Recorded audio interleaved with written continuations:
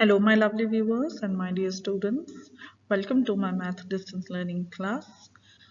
In this session today, we are going to be learning one interesting triangle. The name is Pascal's triangle, and the session is going to be part one of the lesson Powers of Binomials. So let's get started. So in order to understand about the Pascal's triangle, we are going to dive into the concept of binomial coefficients. So let me just explain to you and make you recall what is a binomial. So binomial comes from the word bi, means two. So binomial is going to be a polynomial that has two terms. Okay. So in this section you will study a formula that will help you to find the answer or the expansion of that binomial raised to a power. So let's look at this expansion. Can you count the number of terms? This is one x and one y. So these are two terms, x and y, of the binomial. So x plus y is a binomial which is raised to the power n. So for this binomial, now we are going to do the expansion by changing the different values of n. So we will start with n equal to 0, then move to n equal to 1, 2, 3, and so on. We'll do it till n equal to 4, and then we'll notice what is the pattern in the expansion. So let's do it. So for this binomial x plus y, first we are taking the value n equal to 0. And I hope you can recall from your knowledge of exponents, any number, any value, any polynomial raised to the power 0 is always 1. So therefore, x plus y to the power 0 is giving you 1. Let's come to x plus y to the power 1. So now n is 1. Therefore, it is giving the same binomial x plus y. Then you have x plus y to the power 2. So you can expand using algebraic identity to get x square plus 2xy plus y square. Now, if you continue the process till x plus y to the power 4, this is going to be the expansion. Now, what you have to observe in this slide is about the binomial coefficient. So look at this expansion, the one on the right. In this expansion, I want you to observe what are the coefficients. So here there is just 1. Here the coefficient of x is 1. Here the coefficient of y is 1. In the next one, the coefficient is 1, then 2, then 1 again, 1, 3, 3, and then 1 again, 1, 4, 6, 4, and 1 again. Okay, so do you notice any pattern in these coefficients? Now let me remind you, when you are expanding a binomial of the form x plus y to the power n, you can see how we are changing the values of n. The expansion is on the right. Now this expansion, whatever coefficients are there, which I have just highlighted for you with red, these coefficients are called binomial coefficients. And how do you get these binomial coefficients? You get them after you do the binomial expansion. So you have expanded x plus y binomial by taking different values of n here. So that's one important concept of binomial coefficients. Now we are going to see more on this and then dive into the concept for today, which is Pascal's triangle. Okay, now let's come to that expansion once more, the binomial expansion, where we have got the different coefficients. Now these binomial coefficients lead you to the Pascal triangle. Let me show you how. So what we are going to be doing, all these coefficients which you have got, we are going to be arranging them in the form of a triangle, as you will see the next slide, where we will take only the coefficients and arrange them in a triangular format. Many interesting patterns are going to be coming through when you observe those coefficients. So 1, 1. Now I think one pattern you all must have observed, that is at the corners, all the coefficients are 1. Yeah.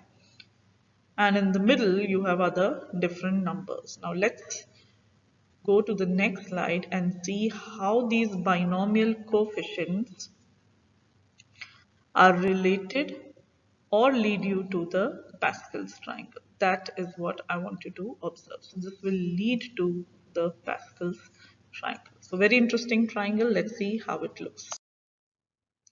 Okay, so this is the Pascal triangle that I was talking to you about. We have arranged, as you can see, all those coefficients. And here, the first coefficient is 1. And on the corners of this triangle, I'm sure you all can observe that there is 1, 1 on both sides. So let me just draw the triangle in a better way so that you can observe the shape. Yes, so this is the triangle, and as I told you, I will change color and mark for you. At the corners, you have one everywhere. So that's one interesting pattern that you have seen in the Pascal triangle. I want you to think about what other patterns do you observe in this Pascal triangle. And once you get that order, we are going to write the next row for this Pascal triangle thing.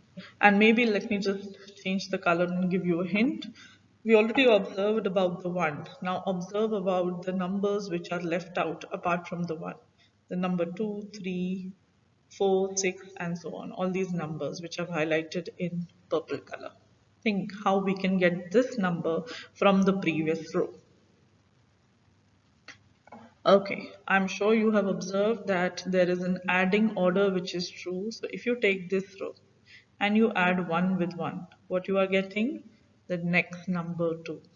Again, if you do, let me change color. Yes, if you do 1 plus 2, what you are getting? The next number 3. Again, 2 plus 1 is 3. So from the previous row, we can get the coefficients or the binomial coefficients of the next row. That's the next observation. So just keep adding. 1 plus 3 is 4. 3 plus 3 is 6. And 3 plus 1 is 4. So that way, if you know the binomial coefficients of any particular row, you can get it for the next row simply by adding. So let's now write for the next row. So for the next row, definitely at the corners you will have 1. So we are going to place 1. And let's now add 1 plus 5. So that means you are going to get a 6 here. 5 plus 10, that will give you a 15. 10 plus 10, that will give you a 20. 10 plus 5, that is going to give you 15. And 5 plus 1 will give you 6. Wonderful. So that's how you write the next row. And I hope while writing this, you were able to observe something very significant. That if you take the middle term, then the numbers on the right and number on the left are same. They are repeating. So if you are able to write 1, 6, 15, and 20, then you know these are going to repeat. So you need not add again. So the binomial coefficients of a row are symmetric with respect to the middle in the Pascal's triangles. What you see on the left and what you see on the right, the numbers are going to repeat. So that is an interesting observations that we've made from the Pascal triangle. Let's see more on this. So just a quick summary. Now I've just written the points that I've explained in the previous slide. You can give it a read. And the most important thing you should remember is that always you begin and end with 1. Don't forget that 1, because if you do, even if one number you do wrong in the Pascal triangle, then the preceding rows will be wrong. So you have to be very, very careful, girls. Okay, then Pascal also noticed that the numbers in the triangle are precisely the same numbers as the coefficient. Very important point. And this will be explained in detail in my next video, where I will show you what is the relationship between Pascal's triangle, the numbers inside, and the coefficient of binomial expansion. So they are very much equal, as we are going to see in the next video, and that is how your Pascal triangle will be used to find the coefficients of binomial expansion. Also, one important point that I want you to remember when you are working with the Pascal triangle is that the first row that you see in the Pascal triangle, which is nothing but the number 1, is referred as the zeroth row. So it begins with row 0 and not row 1. And let me give you the reason why. The reason is because to get the first top row of Pascal triangle, you are taking the binomial x plus y and raising it to 0 power. So in a way, you could say that the power is going to decide the row number. So similarly, once you go to the next row, it will be named as the first row because it is corresponding to the binomial expansion of x plus y to the power 1. So here the power is 1. So the row number is also going to be the same one. That's important. Okay, now let's do an interesting activity on Pascal's triangle, and this will really, I'm sure each one of you will enjoy. Do try it yourself, and then you will get to know how much you've understood about this triangle. So I will do a few rows for you. I will fill in some missing numbers. Okay, so as usual, you can see this Pascal triangle begins with one on the left and one on the right. So we need to fill whatever is missing in between. So let's do it. So first, the most easy thing is to fill the ones because we know on the corner it is having one. Okay, next is you will fill here your numbers which are missing. So 1 plus 4 will give you 5. 6 plus 4 will give you 10. Similarly, 5 plus 10 is going to give you 15.